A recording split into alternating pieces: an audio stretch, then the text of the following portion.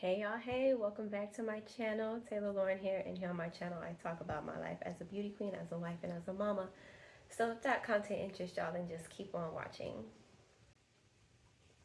Y'all, today's video was not in my content calendar for May, but here we are. We are going to be discussing, or I'm going to be giving you my perspective and thoughts on the recent resignations of Miss USA and Miss Teen USA.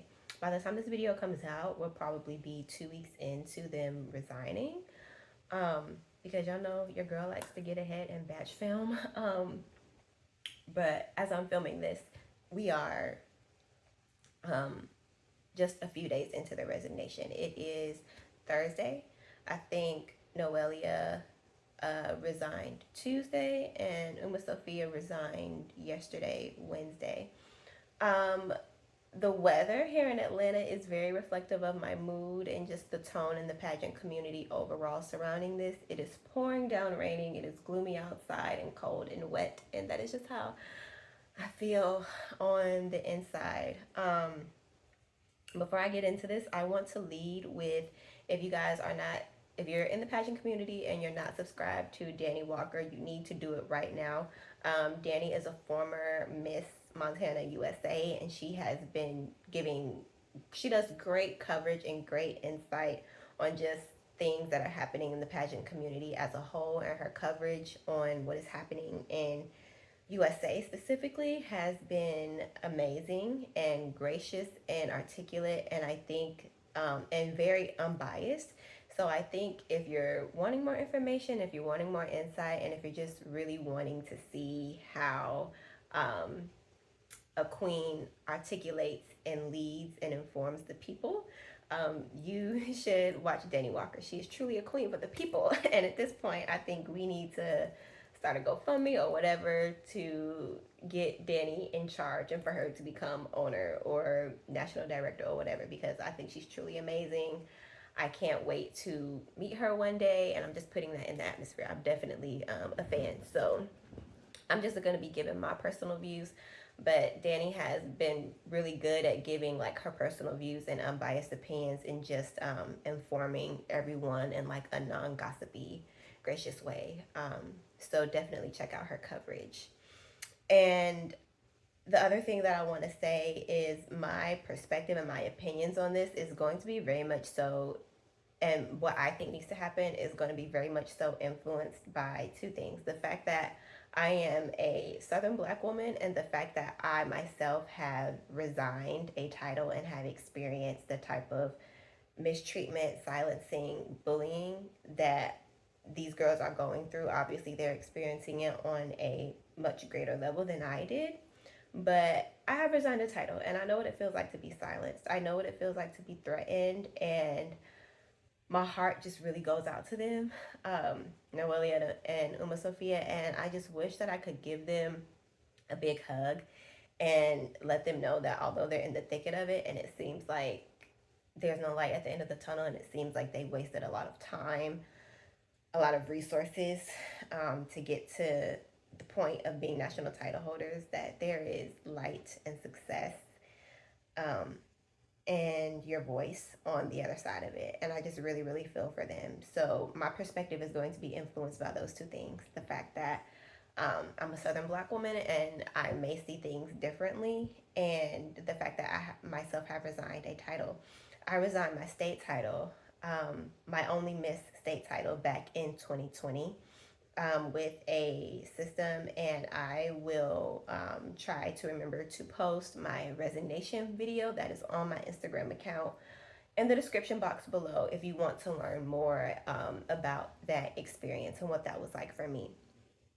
So I want to start off by saying I don't think people understand the magnitude of resigning any title, whether it is local, state, national, or international. And this is the first time in the history of the Miss USA organization that national title holders, both of them at that, have resigned. And I don't think people understand the magnitude of it um, especially if you're not in the pageant world, because there's so much work, money, resources, sacrifices that go into getting a title in the first place. So for you to get there and say, I don't like the way I'm being treated here, I don't like how things are being ran, or I don't like how I'm seeing people being treated, I don't like how I'm being treated, and this experience is not meeting my expectations, and things that I was promised are not being delivered, and it's just not worth it anymore. It is a very big deal to take a step back from that after all of the work that you have put into it. And Dani said it really eloquently. There's only, what, 2 months left in their national reign, and they couldn't stick it out for the 2 months. It had to be really, really bad. It had to get really, really, really, really bad.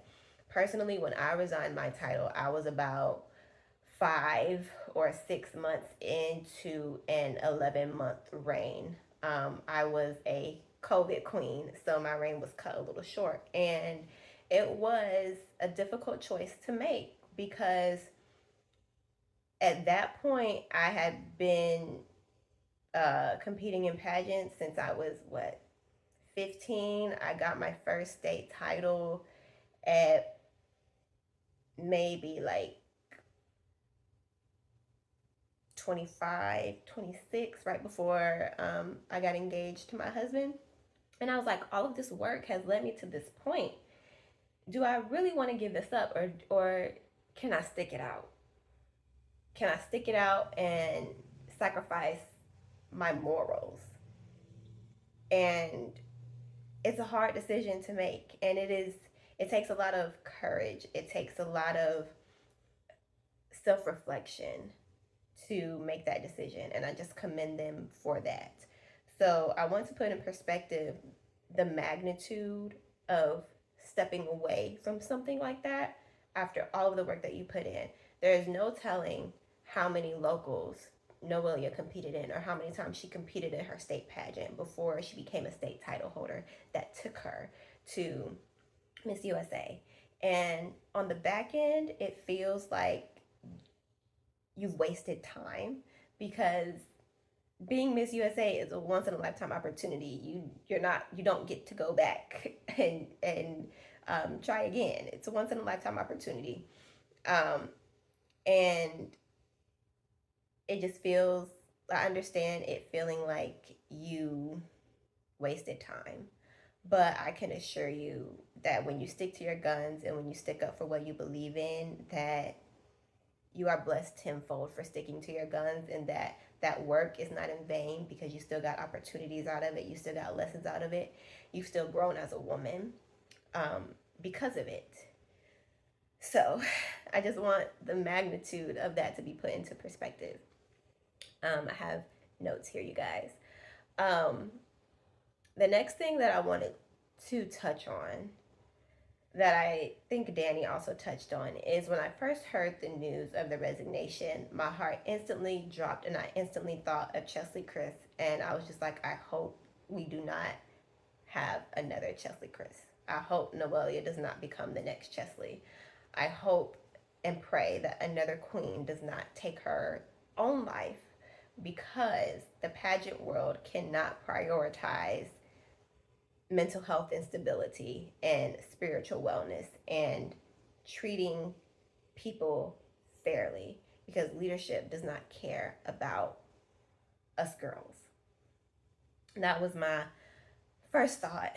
And it's sad. It's just so sad that state directors and leadership and production expect so much of girls, expect us to be perfect, expect us to be eloquent, expect us to be on time and always have a smiling face and always be gracious. But a lot of the people on the other side in leadership positions don't return that same decency. You have to treat people the way that you want to be treated. And with title holders essentially being employees, leadership has to create safe and respectable work environments. Which brings me to my next point. that Dani also touched on.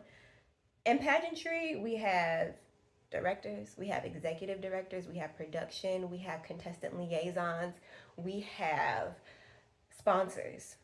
But what we need, in addition to all of those things to run a show, when it comes to having a successful and impactful reign on the on every level, whether you're a local title holder, a state title holder, a national title holder, in addition to all of the things that I need to run a show and to put on a production, within the reigning aspect for girls, when it comes to their reign and it comes to their experience after production, after winning, we need pageant systems that have boards in place or that have committees in place that have an HR department or person, that have diversity and inclusion specialists, that have mental health advocates and therapists. If anybody needs therapists, it's pageant girls. We need those things because it is a job. And when you are working a job, when you have a 9 to 5, those are things that are accessible to you. But why are we not prioritizing them in pageantry for typically some of the most impactful years of a girl's life when she becomes a title holder? Why don't we have HR departments? Why don't we have diversity and inclusion specialists that we can take issues up with when it comes to sensitive topics of how you're being treated and how you may think it could correlate to your race or your religion or your socioeconomic background? Why don't we have therapists that we can lean on when we're going through tough times in our reign and when we're trying to balance our emotional state and when we are adjusting back to regular life after we give up a title of being in the spotlight for so long? Why does Miss USA not have a therapist on call? Why does Miss Universe not have a therapist on call?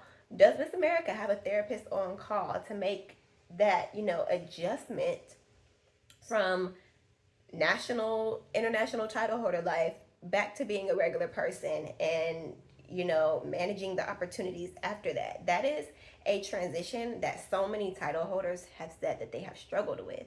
Why don't we have these things in place? Like,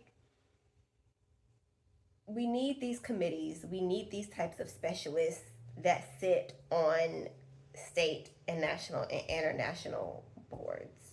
And it's sad because you get these types of benefits at work, and being a title holder is a job. We say that all the time in our interview captions: interviewing for my dream job. But we don't have those benefits on the job. And I think because these things are in place and because so much power is given to one person, such as directors, and no one is delegating these different areas that lead to success, it puts all the power in one person's hand, and power needs to be distributed evenly. We have that in our government. We have the different branches of government, different branches of power within our government. We need different branches of power within these pageant boards. The power needs to be distributed evenly because, as we have seen, when you have one person in charge and they do not have to be accountable to other people, where the power is equally distributed across a panel, things like this happen. And you have national directors who would prefer to have their own hair and makeup done than to make sure that their title holder has her hair and makeup done for her public appearances. And you have leaders who want to be in the spotlight versus serving the face of the organization, which are the title holders, the girls. And it's just sad. And that leads me to my next point here. I know I have a list. I need to cross things out so I can keep up with what I'm telling you guys and what I have to say.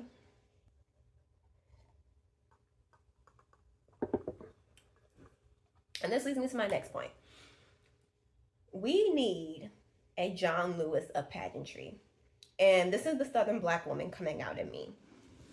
And I say this because it's not, this type of corruption and this type of mistreatment and silencing is not just happening in USA. I think it is happening across the world of pageantry at every level in different increments, if that makes sense. And I think it has come to a point where this type of treatment and these type of issues are becoming civil rights issues. They are becoming issues of fair treatment. They are becoming issues of freedom of speech. And we need a John Lewis of pageantry. And I don't think that it's going to change unless severe action is taken and quick action is taken on the part of the participants, on the part of the title holders, the contestants, us girls. We have to rally and organize and boycott and do the sit-ins and all the things that have worked historically if we truly want to see change and if we truly want to get the attention of the people in charge at USA and Universe to demand change, to demand better leadership, to demand amendments, to demand fair and equal treatment, and demanding that pageantry get back to the root of what it is supposed to be, which is women's empowerment. And that does not include silencing women or mistreating women. And we say this all the time, but I really think it's coming to a point where it has to be shown, where you have to put your actions where your talk is, where you have to put your money where your mouth is. Pageantry cannot exist without girls signing up, without girls paying entry fees, without girls making the investments to participate. A pageant coach once told me a very important piece of advice, and it has not only changed the way that I compete, but it has changed the way that I live. And that piece of advice that she told me was, if you do not like how things are happening, if you do not like how things are being done, move your money. Pageantry, like everything else, is first and foremost a business. If you don't have girls paying the entry fee, if you don't have any interest, if you don't have girls signing up, you can't have a pageant. You can't have a title holder. You can't take that pageant to the next level, whether it be a state pageant, a national pageant, or an international pageant. If you want true change, you have to hit people where their money is. And it's unfortunate, but money is a tool that makes the world go round, and that is what is going to need to happen if we want to see real change. Girls are going to have to buckle down for a season and organize and stop competing, so the money stops, so the opportunities stop, so people at the top will have to pause and say, hey, this state pageant isn't able to happen. This state pageant isn't able to happen. There isn't any money coming in over here. Why is that? We need to reach out to the girls, reach out to the state directors, and see what is going on. And then they will listen. When money is impacted, people pay attention.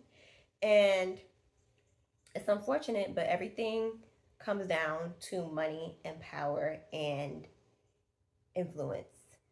So, in my personal opinion, I feel like that is what is going to have to happen.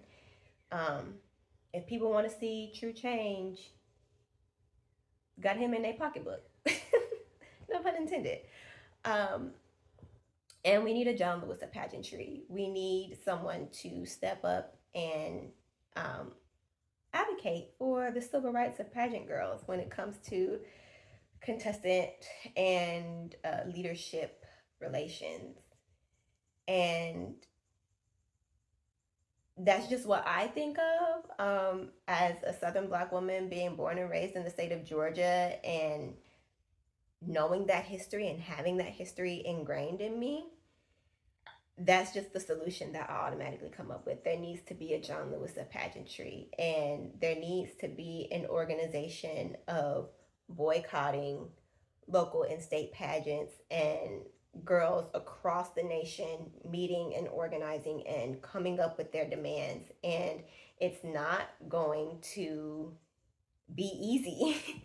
This is probably going to be like a 2 or 3 year effort to really make an impact. Things like this don't happen instantly. And if you go back and if you study the civil rights movement, if you study the sit-ins, if you study the boycotts, if you study the impact, those are things that took months and months and months to plan. And there was very tight communication and very tight organization. And everyone had to be on the same page. And if one person faltered, if one person caved in, it would crumble the whole project. So I just really feel like that's what has to happen, y'all. There needs to be a John Lewis of pageantry, and this whole thing with resignation and silencing and bullying and mental health has become a civil rights issue, because these are things that, just to be straight up, these are things that Black people have dealt with historically, and that we have had to find ways to um, organize and finesse around to get our rights. Think about the women's suffrage movement, and just all of these things go back to censorship and silencing and fair rights and equal treatment. This is a civil rights issue that is happening in pageantry right now. So yes, I have that to say. I also agree with Dani's point on girls that continue to compete are not girls. And I talked about this on my IG stories a bit, but um, and I experienced this when I resigned. I expected so many more of my sister queens in leadership to be on my side and to stand up for me, and I was alone in a lot of ways. So when you do these things, you have to really be convicted that it is the right thing for you to do, regardless of the type of support that you get. Um, we have seen historically in within our own laws here in America that the law is not always right. Segregation was once the law. Um, Interracial marriage was once against the law. Women having their own bank accounts was once against the law. Just because it's the law does not mean it is right and ethical. And you really have to be convicted in your decision making.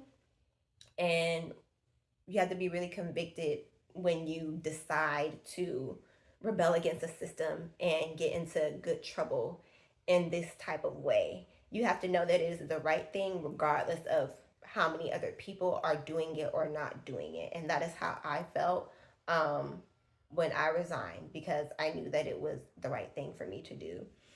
Um, so, yeah, I think, and I understand, like, here in the state of Georgia, Georgia USA is literally in like 4 weeks, and national title holders resign, 4 weeks before a state pageant. I completely understand girls that are going to continue to go to state, because I understand that sometimes you cannot afford to stand up for what you believe in. And sometimes standing up for what you believe in, you come out in a deeper hole than what you were already in. But I think once the local season starts up, that is really the opportunity to organize and to spearhead these efforts of demanding change. And me personally, once the local season starts back up, we at least have a local season here in Georgia for Miss Georgia USA. There are local pageants that you can win your entry fee to go to state, to go to Georgia USA. And I know some other states don't have that, and you just have to, pay your way to state. But we do have a local season here in Georgia. So I think when the season starts over, and girls that are still deciding to compete without any change to leadership, which I do not think that anything is going to change by the end of the year. Like I said, I think this is going to be a grassroots effort that is going to take a few years to repair, kind of like how the situation was with Miss America 2.0. But I think if you decide to still compete in USA, once the local season starts back up, it will say a lot about your character. And you're not a girl's girl, and you do not care about the plight of your sister queens. And I think what's important here is that you treat people the way you want to be treated, and you advocate for people the way you want to be advocated for, regardless of if you get that treatment back in return. And the thing about pageantry is there's a place for every girl, even the girls that you don't like and that you don't agree with. So there's always going to be the girls that are going to compete because they don't care about advocating for their sister queens, because they don't care about the situation, because they can't empathize with it, or because they may just be downright cold-hearted and superficial. But I think this will be a test for a lot of girls. Like, oh, no one's going to compete, so it'll be easier for me to win my dream title. That's a wuss perspective. That's a lazy perspective. First of all, you should be wanting to compete with the best of the best because it'll make you better.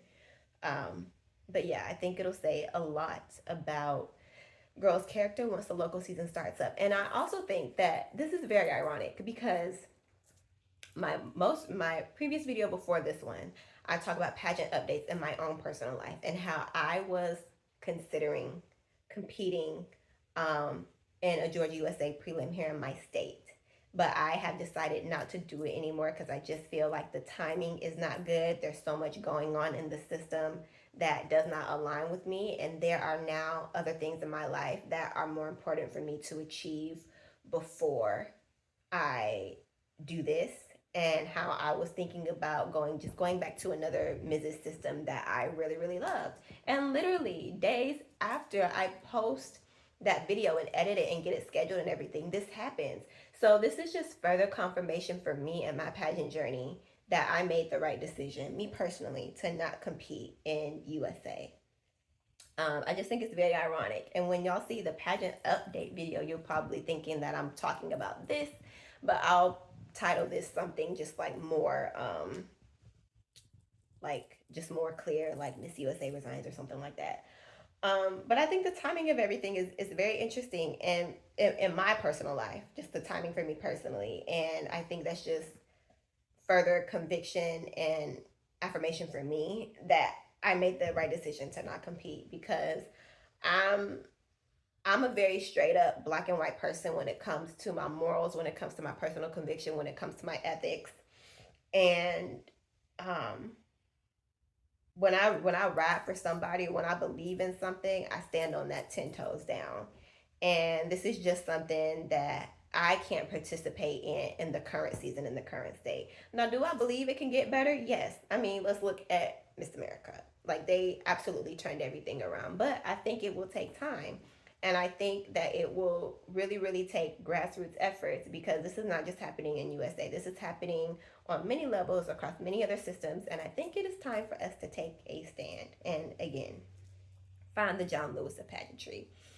Um, so yeah, I really think that's what it's going to take, especially for a system on the level and magnitude and the supposedly caliber of Miss USA. The system needs to be boycotted, and y'all are gonna have to hit them in their pockets for them to truly understand.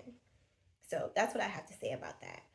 The other thing that I wanted to speak on was, I want to go back to what I was saying about pageant boards having committees of like HR and diversity and inclusion and therapists and things like that. We need to add an in-house lawyer.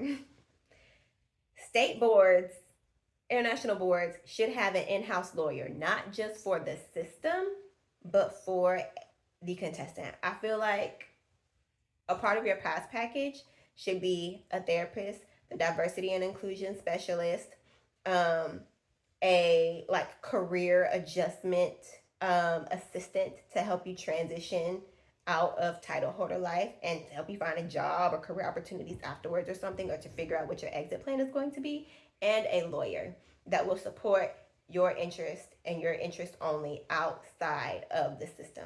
I feel like those are the three things that should be a part of national and international prize packages in the least. And I say this to say, Dani also made very valid points on the NDAs and the title holder contracts because that is something that I have experienced myself. When I resigned and I wanted to release a statement of my experience, the good and the bad and the ugly, I was told I couldn't do that. I had to hire a lawyer, and my lawyer went back and forth with the national director's lawyer, and I was threatened that I would be sued and taken to court and subpoenaed and everything. Mind you, I'm in Georgia, and this system is housed in Nevada. So I'm saving up my coins in case I get subpoenaed because luckily I have the resources to fight it. I was 10 toes down, and I had resources, and I was blessed enough to find a lawyer that worked my case pro bono and was, assisting me and everything. She was a female black lawyer here in my state, and she really empathized with my situation because it did deal with prejudice, racism and discrimination in addition to censorship. And um, I had never experienced anything like that before. And it really shook me, but it also lit a fire in me because, excuse my French, I'd be damned if someone is going to try to silence me as a black woman, given everything that my people and that women before me have gone through in this country. I'll be damned. If there's one thing I'm going to fight for, it is my freedom of speech and it is my freedom of expression, not just as a woman, but as a black woman. And my motto for this experience for myself was that I am a black woman before I am a beauty queen. You see my skin before you see my titles and my accomplishments. And that energy and me being a Southern black woman and with me being born and raised in the South and with me knowing the oral history of my family and my people and the written history, I was not about to give in. I was not about to give in. And the litigations end up getting dismissed, and that national director just essentially gave up. And I released my statement, and that's all I wanted to do. I didn't want to go to court. I didn't want any money. I just wanted to release my statement and tell my side of the story.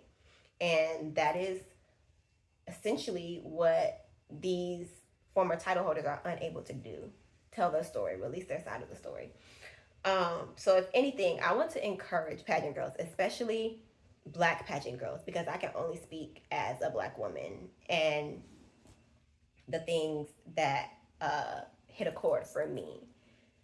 As many contracts as we sign as pageant girls on local, state, national, and international levels, we should have lawyers. And do not let any director harass you, encourage you to sign anything immediately after you get crowned or 24 hours after you get crowned, because that is toxic. You are running on adrenaline and excitement, and you still can't believe that you won. And at that point, you would sign your life away just to keep that crown on your head and to relish in that moment. And they know that, which is why they encourage you to sign so fast. Get a lawyer, get an attorney. If you can't afford it, go in with a few of your pageant girls. And something else. Every pageant girl should have a high yield savings account just for their pageant fees. Girl, they're so easy to start. Just start with $100 and let that money grow. So by the time you win, or by the time you have a big pageant expense, like hiring a lawyer to go over contracts for you, you have that money at the beginning of your season. When you start competing, save $100, let it grow. That way, if you win something, you have a little nest egg. There are usually little to no penalties for making a withdrawal. So you can have a good at least 48 hours after you win to go to pay a lawyer and have them go over that contract with you. We should all have lawyers, because honestly, y'all, a big bulk of pageant contracts is about censorship and is about you not being able to speak badly on the system, regardless if your experience is good, bad, or ugly. Pageant girls are going to talk anyway, but we should be able to talk freely among each other and educate each other on our experiences and be like, hey girl, I experienced this, and you may not value this in a system. If you do value this in a system, this is what I experienced: the good, the bad, and the ugly. The system that I resigned from, I don't think it's a good system for a black woman like myself who feels so strongly about civil rights and freedom of speech and educating the public on the true nature and history and founding of our country. But if you're a white girl who doesn't care about that and who's never experienced racism or discrimination in our country, you might not care about it, and you may be cool with competing in this system, and that's okay, because there is literally a system out there for everyone, including the girls that you don't like, including the girls that you don't agree with. And I think everyone should just be able to tell their truth, to tell their good, the bad, and the ugly, and put it out there and let other girls take from it what they need to take from it. Okay? What I value someone else may not value, but I should still be able to share that and lay all of that information out and let the other girl pick from that what is valuable to her and allow her to make her own decisions on the systems that she wants to compete in and the titles that she wants to hold. And I think at the end of the day, that's just what we want to be able to do. So I say all that to say, read your contracts, actually read them, get a lawyer, because those contracts are ironclad. As Dani said, they are tight. I have experienced that for myself. And a lot of them violate your First Amendment rights or freedom of speech flat out. But if you're not reading it and if you're signing it away, you're signing away your freedom of speech. And that's not something that any of us should have to do. And if you win a title that you work so hard for and you get down to it, and if you say, hey, I don't like this, and this in this contract, and if they say no, you have to abide by this, and this in the contract, that is not the title for you. And you need to step away. Your work is not in vain. You need to step away. You need to share that with the public because you didn't sign the contract. You're not obligated to anything. You can speak on what you want to speak on, and you need to share that with your fellow sister queens. Because there are too many instances where pageant girls win titles and they don't meet their expectations. There's more censorship involved than what they thought or what they were told. Things that are plainly written in their prize package that they're supposed to get, they don't get, and they have to come out of their own pocket and come out of their own resources to fund their pageant endeavors to the next level, to get to state or to get to nationals or what have you. They're disrespected, and there is this pattern of girls winning and getting their dream titles, and it's not a dream, it's a nightmare. It doesn't meet the expectations of what is promised and what it is supposed to be. And you can always tell who these girls are because when they get back from nationals or when they give up their state title, they go into hiding. They're really quiet. They're really low key. You don't know what they're doing after their reign. They're no longer making appearances. Those are the girls that you need to be paying attention to because those are the girls who have not had a good year. Those are the girls. If you truly have a great year, coming back from nationals, finishing out your state reign, you'll be so excited. You're so excited to share your experience. You're so excited to tell people what's up next for you. You're so excited to recruit. You're at orientation. You're at the dress rehearsals. You're pouring into the other girls. Y'all need to wake up and pay attention. And please do not be naive thinking that this situation could not happen to you, because it can happen to anybody, and it's happening to more pageant girls than you think. You probably know a few girls who have had this type of experience at some level. Don't say, oh, this could never happen to me because I'm a good girl, I abide by the rules. This could never happen to me because I don't need the system for anything. I can fund my own year. The fact that you're thinking about the possibility of funding your own year is a problem. You shouldn't have to be funding anything. You are a state or national title holder, ma'am. You should have all the sponsors in the world, all the opportunities in the world. You shouldn't be coming out of pocket for really anything. And what's also interesting about this, you guys, is I thought the same way, because I was like, okay, they clearly are not going to support a title holder who is a wife or a mom. So I need to make sure that I have my ducks in a row, that I have my sponsorships in a row.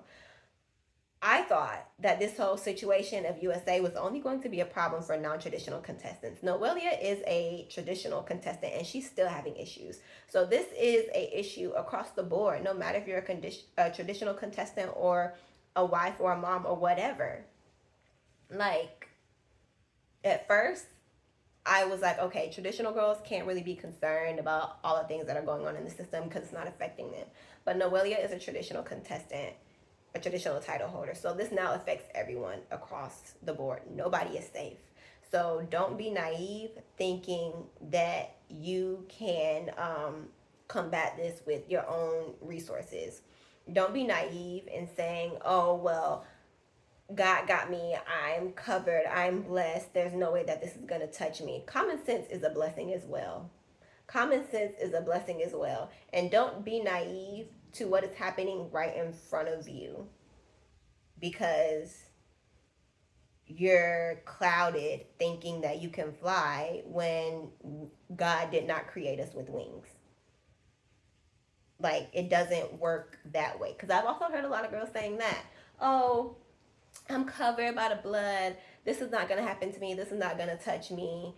Um, God got me, which he does indeed. He does indeed. And I'm never going to tell somebody what they did or did not hear from the Lord.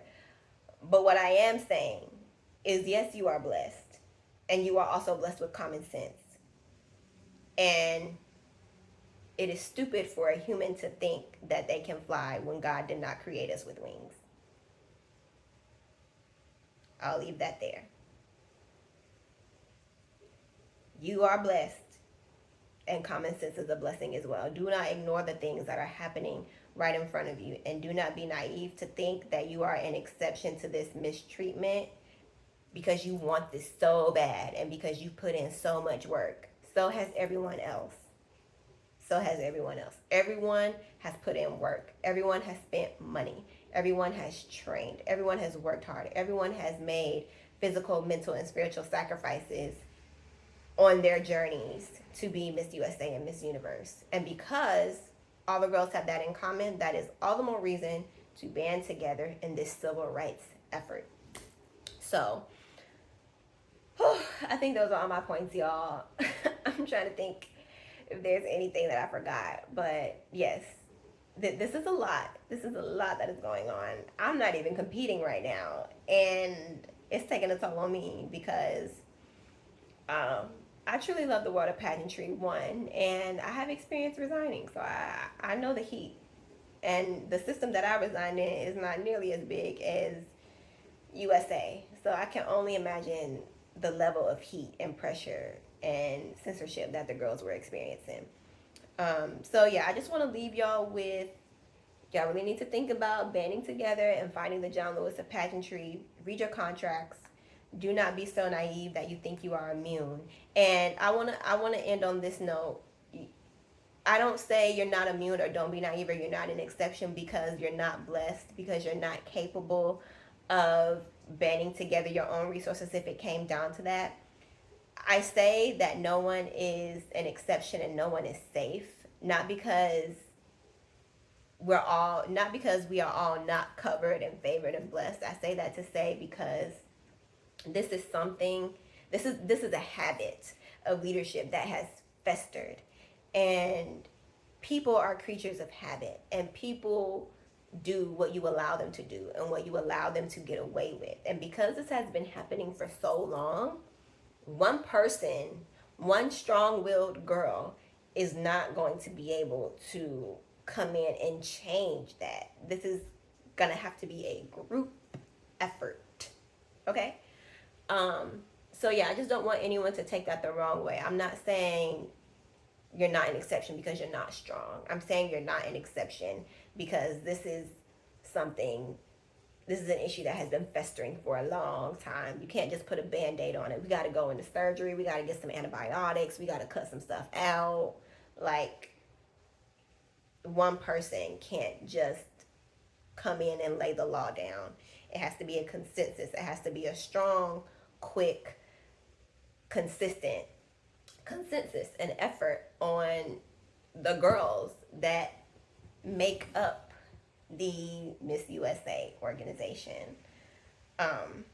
Because pageantry is nothing without the girls. And I think leadership forgets that. And I think that they bet on girls being naive and girls being desperate for the opportunity, that they will do anything to get it and that they will be silenced and ride it out in unhappiness to maintain it because they've already put in so much work.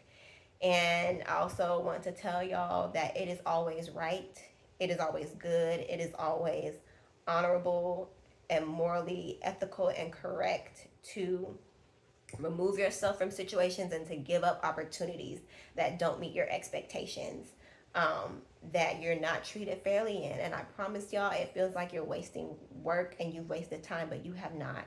And you will be blessed tenfold for sticking to your guns and for sticking to your moral convictions. And you have to not just think about how this affects you, but how it affects the girls that come after you. And when I was making my decision to resign, my daughter wasn't even born yet. But I thought, if I ever have a daughter, and if she sees these pictures of me in Crown and Sash, what story am I going to tell her? Am I going to tell her how, am I just going to lie to her and tell her that it never happened? And that it was a great year for me? Or am I going to tell her the truth about how I worked hard for an opportunity, and once I got it, it did not meet my expectations, and it did not align with my values and my ethics. And instead of sitting in it and compromising on it, I gave it up because myself as a person was more important to me than myself as a public figure, as a title holder. And that was my decision. And when the time comes for me to explain and teach my daughter about her history as a Black woman in this country, and the history of women's rights and censorship and the freedom of speech and the civil rights movement, I will now have a story to add to that, and that will be my story. And that is a story that I can't wait to tell her, that I will be very proud to tell her, because it will hopefully fuel her and encourage her to put herself first and to put her morals first when she has life experiences and situations that could compromise her. So I want to leave y'all with that. So yeah, I hope y'all enjoyed this chit chat and my perspective. Make sure that you like, comment, and subscribe, and I will see y'all in the next video.